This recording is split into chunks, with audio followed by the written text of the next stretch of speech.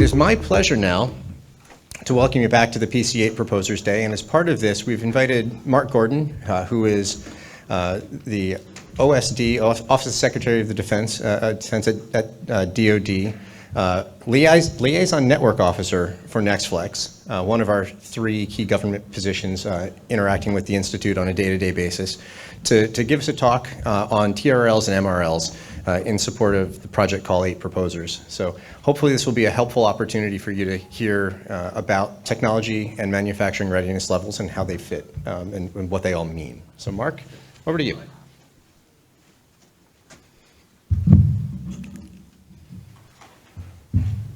All right. Well, thank you very much. I am going to spend the next half an hour talking about TRLs and MRLs, giving you some really good background, as well as trying to make sure that you can specifically understand the use of MRLs as applied to this project call, and if you win an award, managing and executing the project call in the context of MRLs as you go through. So I'm going to start from a very basic understanding of what manufacturing readiness levels are, how they relate to technology readiness levels, and then some lessons learned. When they asked me to do this, I did ask them, did they want the 15-minute, half an hour, 4-hour, 2-day short course? And they successfully, for your benefit, decided on 30 minutes. So I will go through this information, but I hope this is more of a discussion. You can save discussion or questions toward the end, or you can interrupt me, no problem. Okay, so what I'm going to be talking about, and again, I'm going to assume just to level set everything that people might not know about technology readiness levels or manufacturing readiness levels. So I'm going to go through a basic primer. I will start basic, but I will go quickly. And then in addition to that, put it in context. So number 1 is readiness levels, all the assessments, what they are and what they're not, because they're not deterministic at all. And from a scientific background in this domain, everybody is thinking, oh, great, well, I want something that's very rigorous and deterministic, something that goes from a 2.4 to a 2.55. That is not readiness levels. It's a communication mode. Why MRLs are specifically applied, and actually they were used to define the Manufacturing Innovation Institutes. Then I'll talk a little bit about the TRLs and how they're used, why MRLs are required in order to complete an understanding of the risk, and then finally the assessment process, best practices, and resources. Okay, so first of all, it's important to understand what these readiness levels are and what they are not. And one of the most important things is, again, not just deterministic, they are meant to understand risk and to communicate that risk between radically different kind of communities. They are a scale, and I'll be talking about this as a measuring stick. It's a ruler. So the way that technology readiness levels, and particularly MRLs, manufacturing readiness levels, are defined is as a ruler. There's criteria saying here's what we understand about the maturation of technology and the maturation of manufacturing. They're used as a ruler. You apply them with a great deal of, for lack of a better word, with a great deal of tailoring and understanding and communication. But the TRLs and the MRLs are simply that. It's a ruler. It's a standard way of understanding something. You apply it to your program. You have to tailor it. You have to understand how you're going to use it. There's definitions. There's also documentations and notes for how you can prove that you're kind of at that readiness level. Now, MRLs, as we'll see later, have a little bit more information. So technology is all about the performance in increasingly relevant kind of environments. But manufacturing readiness levels adds to that with a great deal of pulling out threads, pulling out topics, and then having criteria matrix that is, for lack of a better word, incredibly more sophisticated than the TRLs, which are left to the user to interpret. Now, assessments, TRAs, is a recommended process to apply TRLs to your project and then communicate what you think your level of risk is. And that's really the purpose of these things. If I talk about what my project does or does not do, and I do not use something that's a standard, something that's well understood, there can be a misunderstanding about whether something is kind of vaporware or whether it's been highly proved. And so therefore, these readiness levels with the definitions allow you a common language to say this has shown the performance in a particular environment, and therefore you're trying to provide, for lack of a better word, some degree of confidence that when you talk about a technology being ready for transition or use or going to another stage of development, there's something behind it that says, oh, we've actually performed this test. We've actually gotten this data. And then we're also looking forward to the next step. So that's what they are.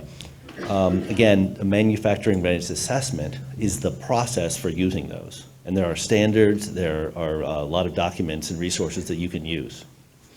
So I guess the real issue is each one of them is based upon a demonstrated level of readiness, not something you think is going to happen, not something that you're proposing, but something that you've already done. And that's the strength of them.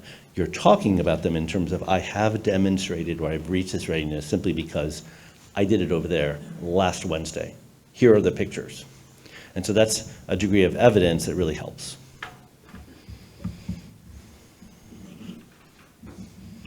Let's see. Great. There's that delay.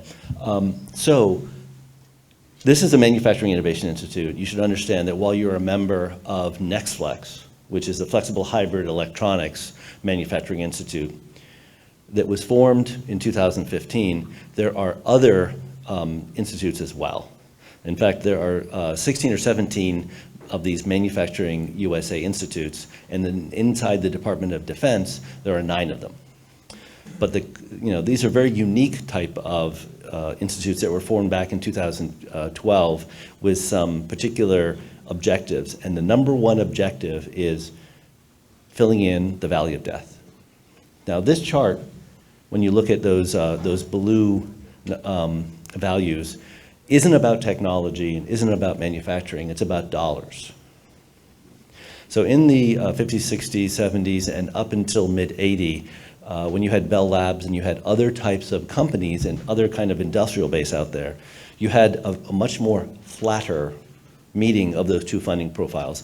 Government came in and funded something, and then industry picked it up and went forward. What you're seeing now is a bimodal distribution.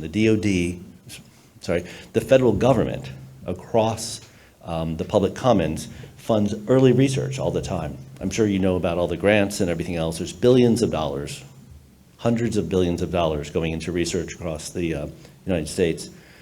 But then, when it gets into something that looks like it could transition or have use, they say, well, that's not us that's not for us anymore. We've proven the basic concepts. Industry should come in and fund it all.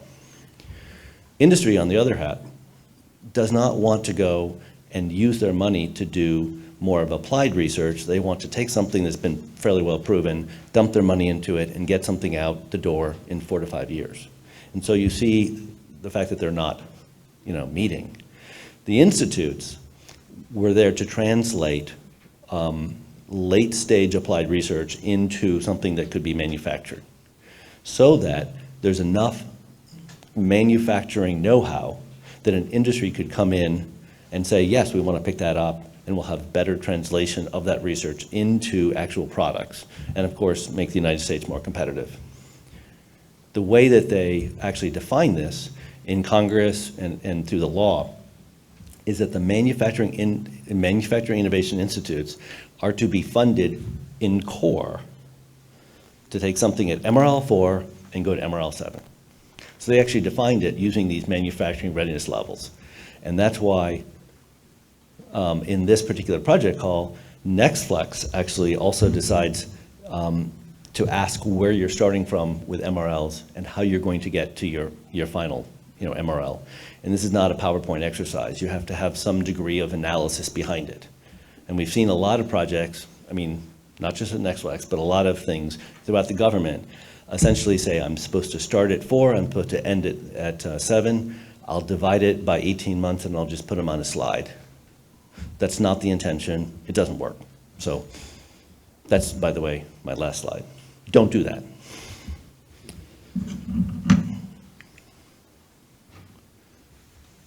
Good. So MRLs and TRLs, for our purposes, have been defined according to this kind of defense acquisition management system, which in many cases industry doesn't have a lot of familiarity with. But if you go to the next slide, there is a commonality between how industry does development, and you'll see this in terms of research opportunities all the way through launch support, and this is the standard business management of technology.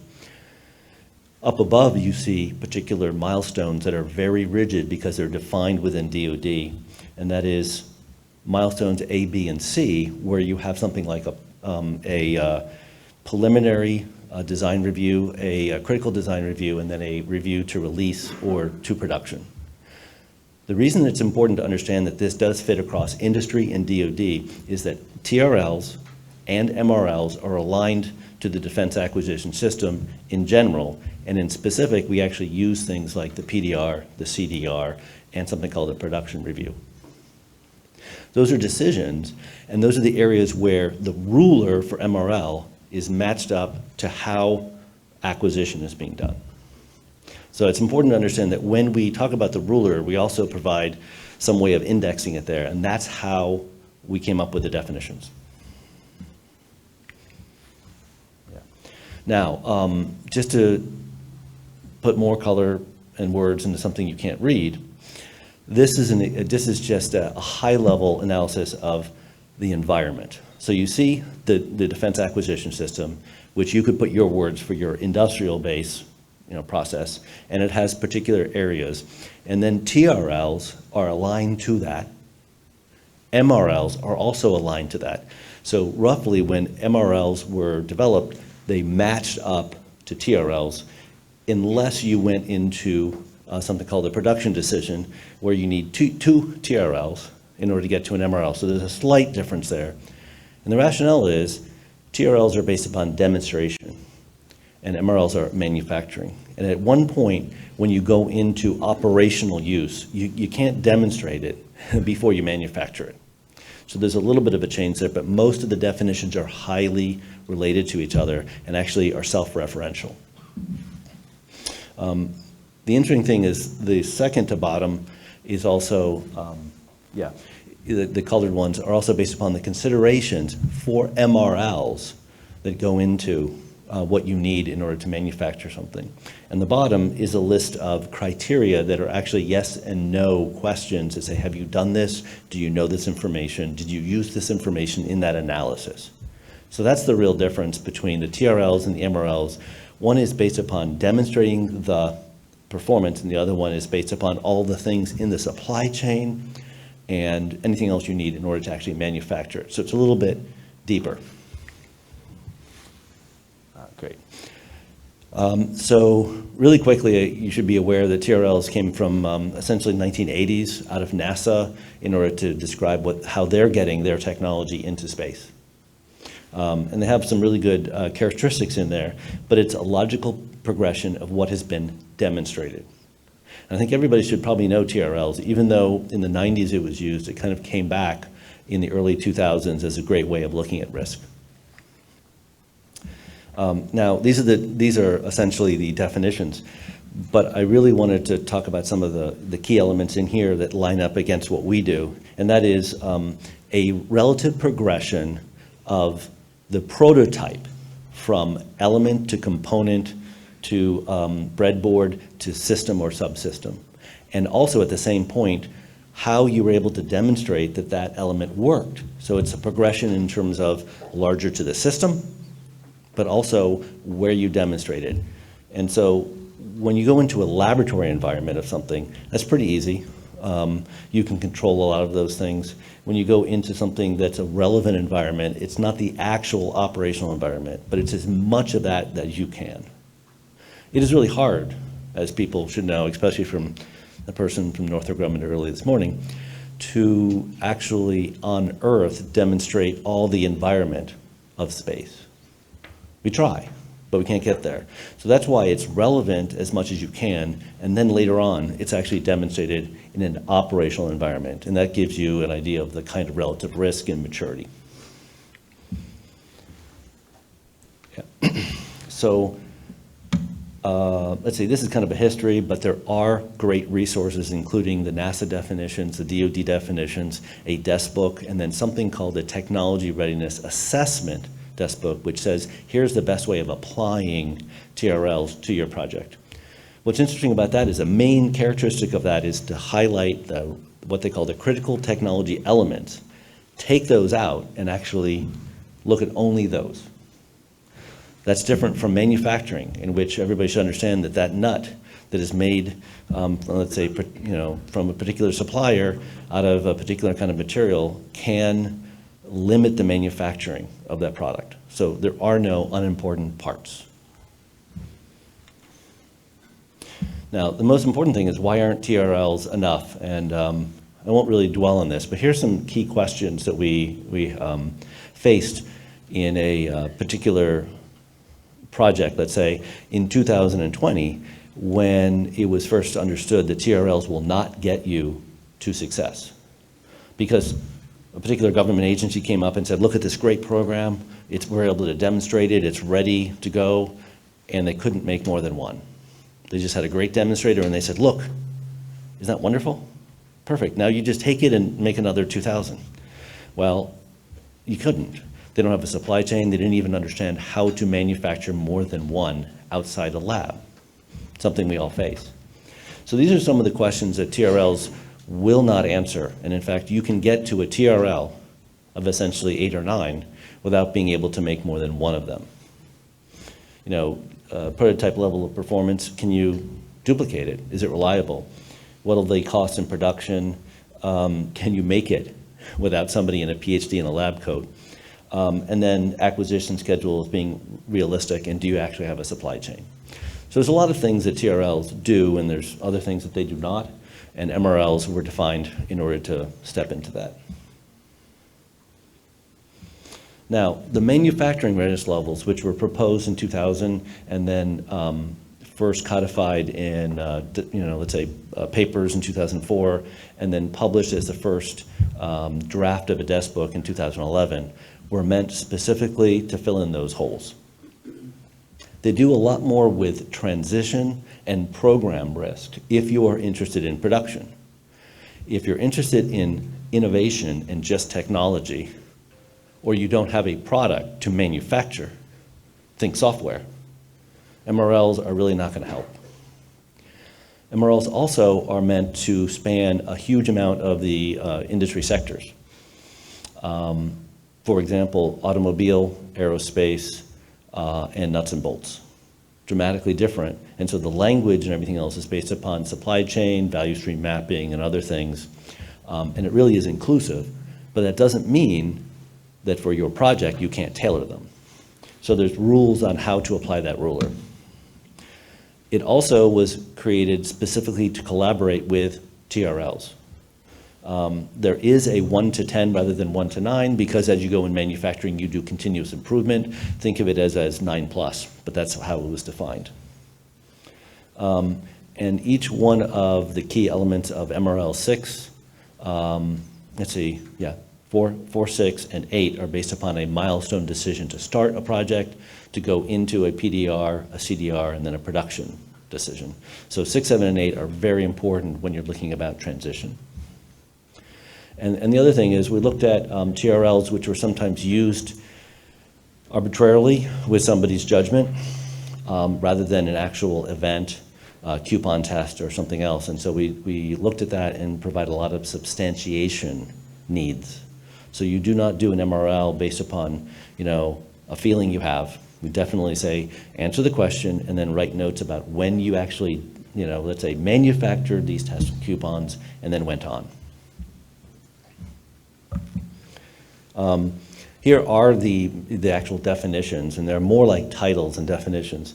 But as you can see, it's an increasingly, more relevancy in the manufacturing environment. At the same time, just like with TRLs, you're going from a component to a subsystem to a system. So you've got the two elements, how you are doing your production, followed by, in addition, how you're going from component all the way to system. So again, very similar to that. You can also look at, these are the colors. The colors really roughly correspond to when you're doing technology development versus when you're going into it's like after a PDR, where your preliminary design is set, and then CDR, where your drawings are set. Now, there's also definitions of what those environments mean. And so instead of just saying, hey, production relevant environment is something that we throw out there, we defined it because for the first 5 years of using this, every time you had an assessment and you got 5 people in the room, there would be this huge fight about what that really meant. So we defined it this way, and then we also asked the group that was doing these assessments before you did the assessment to actually define what that meant. So at the very beginning of a program, here are the definitions. And so for something in a project called 8.1 topic, increasingly relevant, let's say chip count or complexity, you would look at each one of these based upon what you're using to manufacture it, and you'd say a production relevant environment may be the pilot line here. Or it may be something that has 3/4 of a production line, but not the front and back end. That's something that your project team has to determine up front. Otherwise, you're just talking about words and not understanding how it applies. So these kinds of elements and these kind of definitions help you to define what it means for your project. And I don't want to say it should be part of the proposal, but if it's selected, that's one of the things that probably you need to do in the first couple months is some kind of agreement. Now, the other thing about this is we have detail in terms of the description. So, you have the definition, which is just a one-liner, and then we filled it up with a description in what we call the desk book, or the body of knowledge, that actually just says, what does this mean at the top level so you can understand it? And it talks about things like the supply chain and the materials and who's going to do it. Do you need a PhD to run the machine, or can you use a technician? Things like that. Statistical process control is obviously an important element of that for manufacturing. But we broke them down into these things.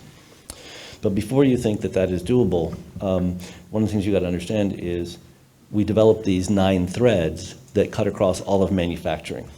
Technology in the industrial base, what are you going to use, and what do you really know in terms of developing the technology, including TRLs as a definition of that.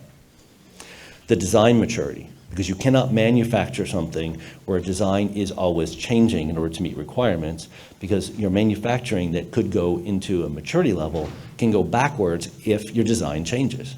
And so you have to understand what your maturity is and what has been set and not set.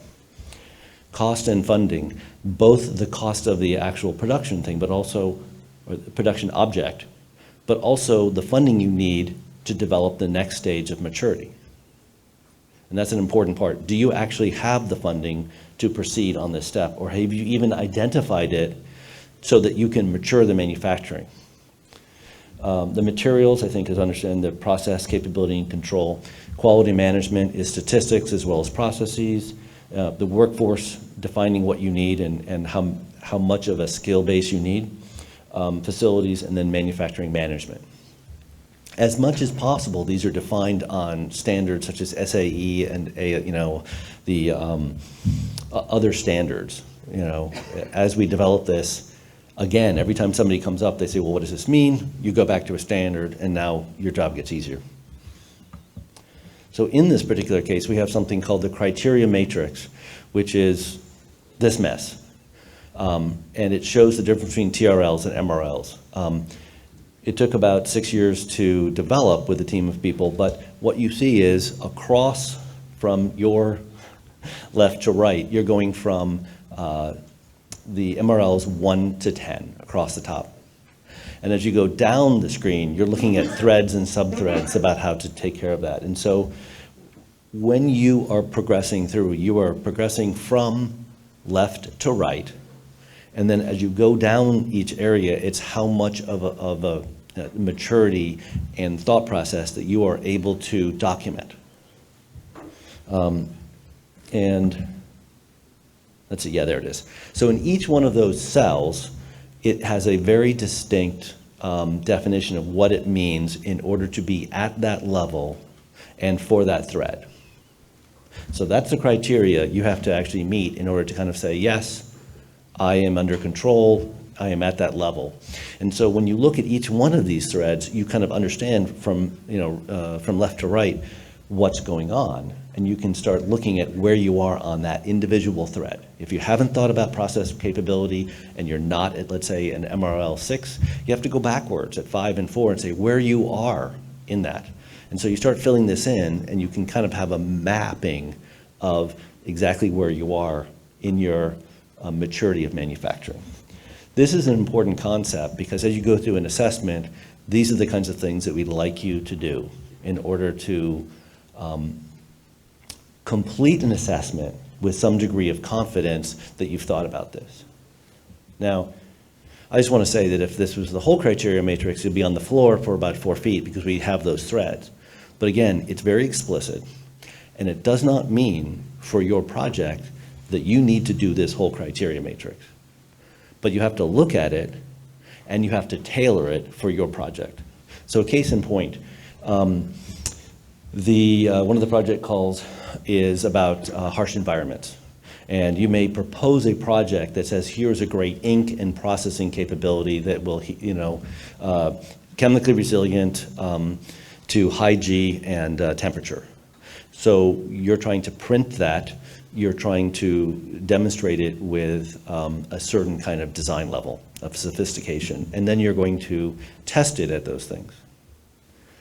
There are elements in here that deal with that project, and there are other elements in here which do not. Again, in your project, you do not have to completely look at everything and say, I am there, I have demonstrated that. The first thing you have to do is tailor it and say, is it applicable to your project? And then you have to go into what your project is trying to do in terms of the maturity. So, for example, for one of these of obviously materials is critically important, and process control would be important for that particular process.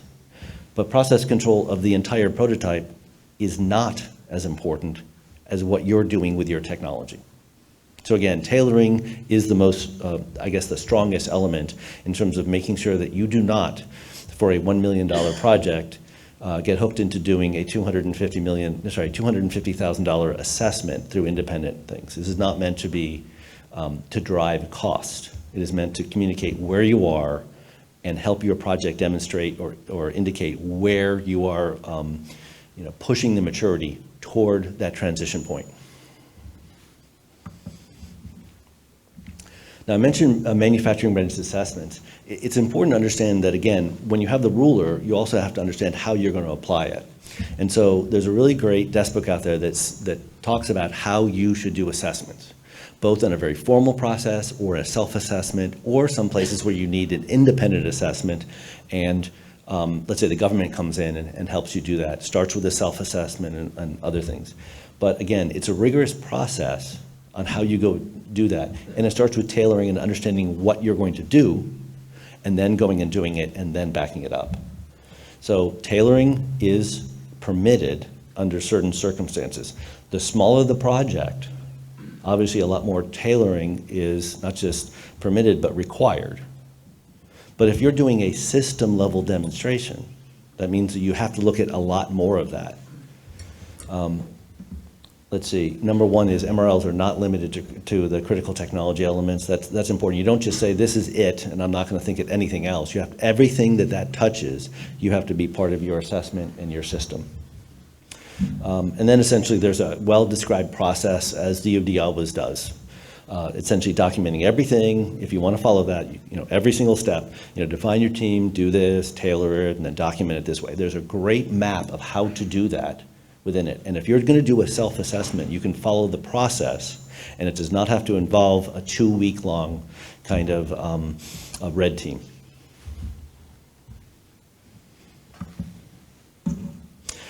Finally, there are a lot of resources available to you. I've talked about the desk book, but there's other elements that you can use. So number one is the desk book is something that's published every year or two. It's updated with criteria. It includes everything you need to do to understand MRLs, how it can be applied contractually, how it can be implemented on a project in S&T, in acquisition or product development, and in also production. In addition to that, we have, based upon the criteria matrix, a user's guide. And that user's guide is essentially a super macro-enabled Excel spreadsheet where you click on any one of those little cells that are in the criteria matrix, and it brings up several pages of supporting documents that you can use if you want in order to help you do your assessment. It's not required, but essentially says, well, if you're thinking about this, you might consider this. If you're in S&T, look at this language, okay? By the way, if you want to look at a standard, here's a link to a standard. Here's a link to a book.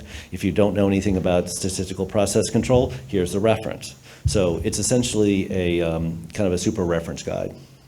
It's not required to go do all that, but it really helps if you or your team runs into a problem. There's also a questionnaire that breaks down very specifically what you have and haven't done. So if you want to have a team of 10 people and you want to send it to somebody, every single one of those can be answered either yes or no, and you can provide your assessment.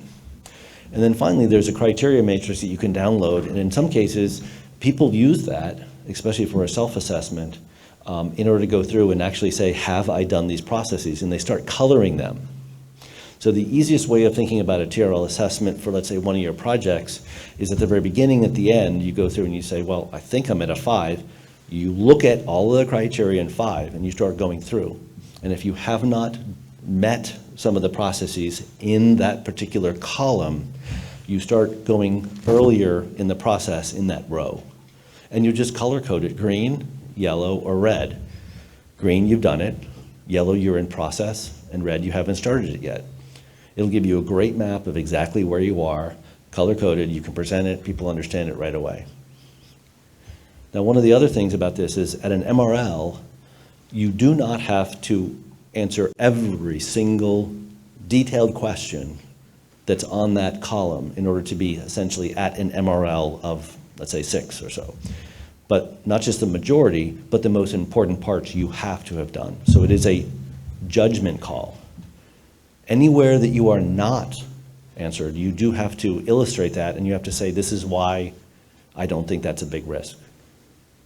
So again, it's not a deterministic process that says, I am here, I have done every single thing. You say, I am here, but I still need to understand my second suppliers. Okay, so it's a holistic kind of thing. There have been various, if you look at the matrix on the very bottom, that spreadsheet, these are all the various iterations of what we call the body of knowledge throughout the years. And so you can match them up. So if there's an archive, so if you started in 2000, you can still get all those documents. You don't have to switch everything you're doing every year just because it's been updated. And there hasn't been a large amount of updates in a while. Okay, now this is probably more important for you, the lessons learned in how to use these and how, most importantly, not to use them, especially in a proposal or in the execution. So number one thing is you should understand that MRL is limited by TRL. You cannot go more than about one MRL above your TRL, because if the technology isn't been demonstrated, how can you manufacture something when the technology could radically change? So there is a buffer zone of about 1 level where you can get above, but you can't be in an MRL of 9 and a TRL of 4. Even if you've been manufacturing it forever, the TRL could lead to a design change, which means you can't manufacture it. It's not about the number. The number is based upon communication. I can just say, well, 6, instead of reading out a line of text and all the definitions and going through it. It's simply shorthand. And of course, TRLs were there, so we just duplicated it. MRLs cannot be non-integers. You don't say, I'm going from a 4.5 to a 4.25. You fail if you do that, Okay, everybody will look at you and say you have no idea what you're doing. So that is a cardinal rule. You're either at a 4 heading to a 5 in that acceptable range, and then you start talking about it, or you're there, you've reached almost everything, and you describe it. So when somebody says they're at a 5.84, they fail. It's easy. It's also not an auditing mechanism. Okay, this is not meant to catch you and say exactly what you have and have not done. What did you demonstrate? How can you prove that's a relevant thing? It's an understanding, and you define things and you work with the team. It's a holistic kind of communication tool and understanding. It's not meant as a gotcha, and nobody should be using it as a gotcha. If you say that you're going from a 4 to a 7, and at the last point you can show that you've reached these milestones for MRL 6 and MRL 7, that should be appropriate because you're communicating your risk. What we want to avoid is using the shorthand for I'm an MRL 7, your customer coming and saying, I expect that it's easy to transition. It's all, you're going to give me a notebook. I'm just going to take it and insert it into my product. That's happened all too often, especially within the government, which has led to disaster because it's not ready. So the idea is you're saying what you have and have not done, and you're able to essentially explain to customers that are using that technology or trying to transition it exactly how ready it is and what they're going to have to invest in. And as an element, I'll just say there's something in the desk book that's called a manufacturing maturation plan.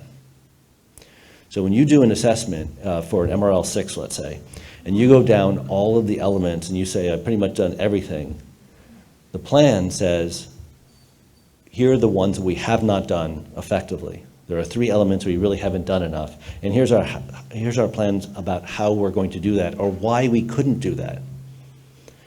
And at the end of each one of those paragraphs, it says this is going to cost X amount. Now, if I'm a customer and I'm coming to you and you say, well, here's where we are and here's what we need, that's going to be much more useful to me, and I'm going to see you as an effective partner rather than somebody trying to sell me something that's not quite there. There's a reality check.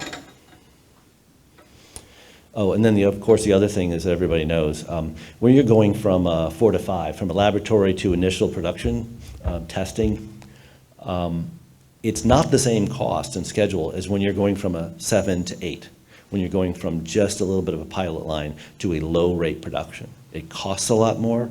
The equipment, the capitalization, the OpEx, everything goes up.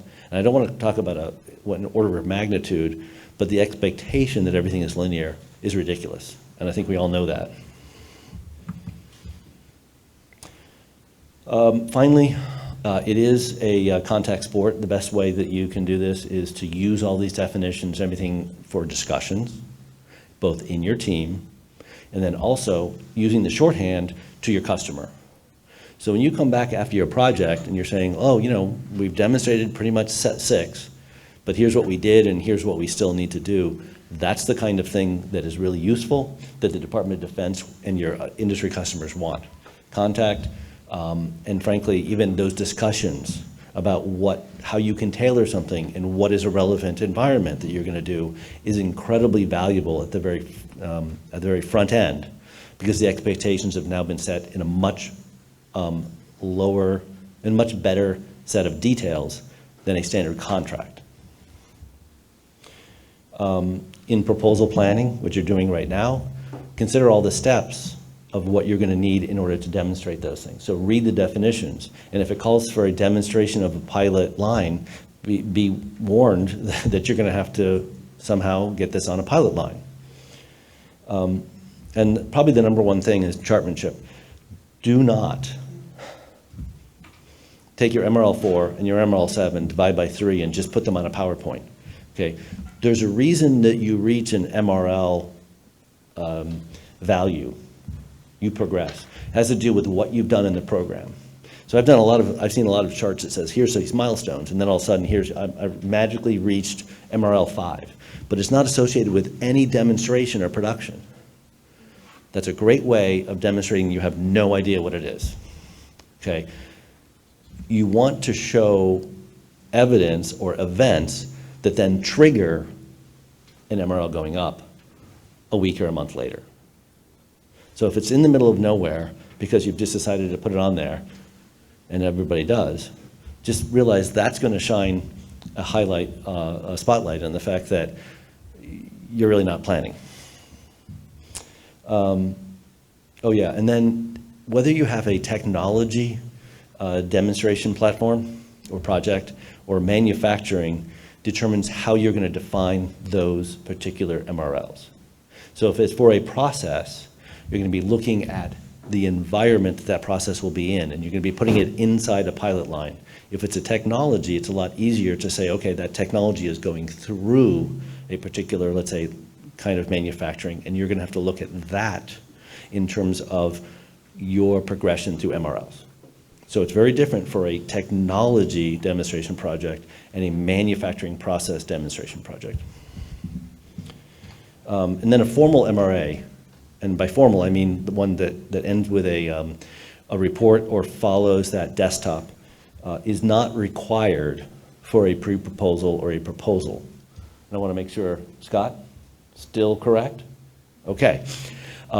However, I would imagine that when you do report on your end MRA, it should not be an ad hoc page-long report. It should be something that actually goes and says, here's the evidence and here's what we did, and therefore we can now say, here's what MRL we're at.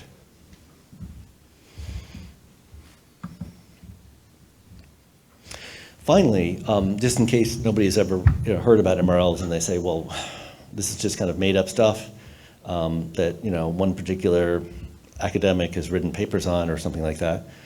It's been picked up from 2020 in a lot of different areas. And so right now, not only has it been put into public law, it's being required for some Department of Defense and other systems. But there's actually inside DoD and then underneath Army, Navy, and the Air Force, and also at SAE, there are standards in there. So the SAE, oh, it's not on here. So there's an SAE manufacturing management standard, which is AS 6500, which essentially mirrors MRLs and says how you can meet that standard of showing control over manufacturing management using MRLs. There's also there's mention of these MRLs within the basic acquisition instruction and directive from the government in a lot of different areas. You can read it across here, but also in regulations in terms of how they're requiring this in certain programs. So it's being put into a lot of areas through directives and instructions. Again, this is a DoD perspective. There's also a long-standing working group with half industry members, and I would say that some of the largest defense contractors and non-defense contractors, including GE, Boeing, Lockheed, Northrop, L3, and a couple others, were forced, I don't want to say were forced, but contractually obligated to experiment with MRLs on a particular project. And they participated in this working group, and they started using them. And then they said, oh my God, this is so good.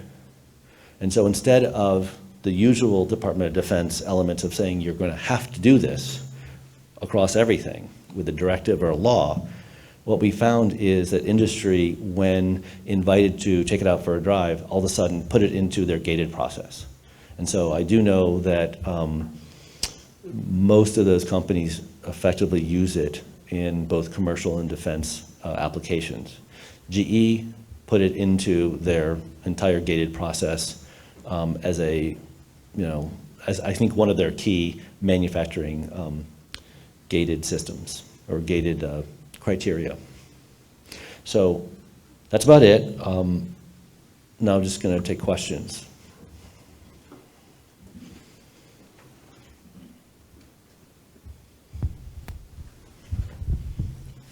Mark, I've got a mic, so I'll ask the first question. All right. Really simple one. In terms of sort of lightweight MRA tools, are there any that you're aware of that you can point people to that they might be able to use, say, as part of a proposal process to validate where they are? Yeah, that's a good idea. That's a good question. There's one that's called Docent, which is, of course, all free to use, but it has been created and funded by DoD through the Manufacturing Times Digital Institute. You can find it as a link on the website of DoD. In fact, I'm going to go, hold on.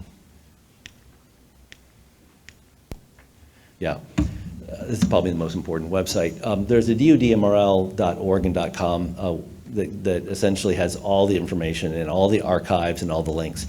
So Docent, D-O-C-E-N-T, is a online tool that you can use, and it has, I think, cloud capabilities, in terms of people entering questions and being able to have a file there of what you're at. In addition, there's, oh, good. This is changing, but that's not.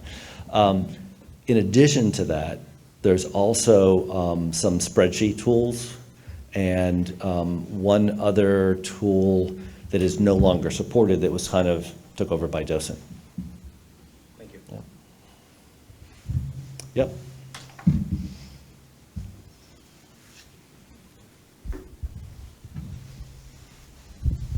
I've always claimed that the process is flawed when it comes to assessing space products, because I can't, if I have to rely on empirical data to prove a manufacturing process, I can't do that I can do it for thermal vac, right?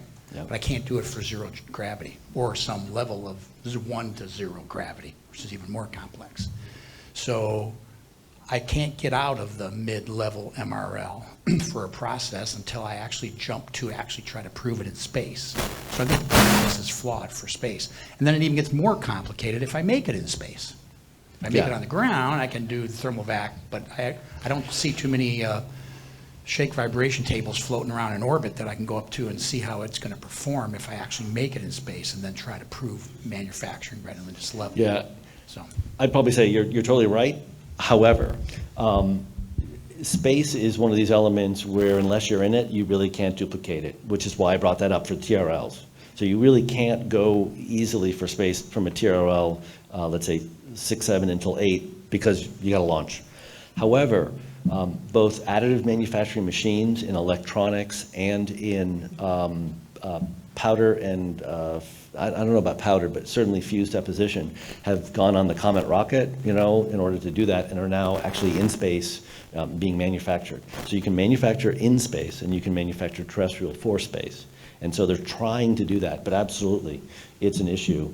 A lot of what you see, however, in the MRLs is not about a representative environment of space. So in other words, terrestrial manufacturing for space, MRLs can cover fairly well. And then the reason is your process that you're trying to prove is going to be on the ground. The product will go to space, and that's why TRLs are hard. But if you're doing manufacturing in space, absolutely, you're gonna reach a wall, and you're going to be able to look at some things by vacuum and then low gravity, but not others. Any other, yes? Oh. Yep. Oh.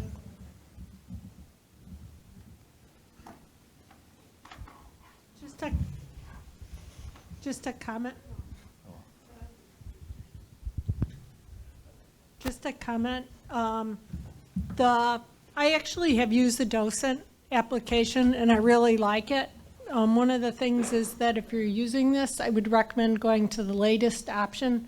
One of the things it does is it's more of a thought-provoking option, so it actually does, if you do the earlier stages, you'll pass up risk and you'll be actually addressing them later in your in your cycles, in your product transition, and it'll cost you more money. What the newer versions have done is they've actually pushed those risks down further, so you're thinking about it as you go through the process. Yeah, I can see that. Docent, by the way, has been around for about 4 years, but about a year ago or 18 months ago, they got a big update, and it's been very useful. People have commented on the fact that it's just a lot more useful. Now, one other thing you mentioned about pushing it back. Now, you always want to be moving manufacturing left. And so a lot of people would say, well, I'm still doing R&D. What are you going to ask me about my supply chain if I'm still doing R&D? That's been taken, if you read the criteria, that's been taken into account. We understand that you're in R&D or you're doing technology development. We're not going to ask you to stand up a completely, complete fledgling supply chain. So the questions are more a matter of, do you even have a supply chain? Have you thought about this? Have you done some analysis and then brought it into your down selection? So in other words, it's not about always doing something and saying, I'm all ready. It's about saying, I've thought about it and I've included it in my analysis. And as you can imagine, that doesn't necessarily require a lot of money or funding, but it does give you insight about where your problem areas are so you don't run into a brick wall.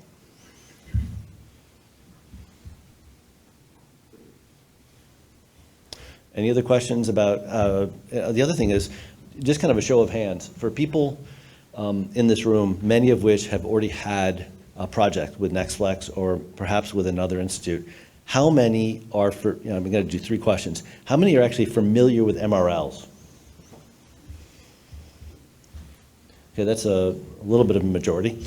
How many have actually been involved in assessing MRLs themselves as part of a project? Okay, so I'd say about 2/3 of those ones. How many of you have been part of an official MRA that is led by either a prime or the government? Yep, so just a handful. The only thing I can say is that these are the people that really have seen the more rigorous side of it, and they can help a lot, because once you've gone through a much more official MRA on a named project, you've really seen the most rigorous process of it. That's it. Lunch.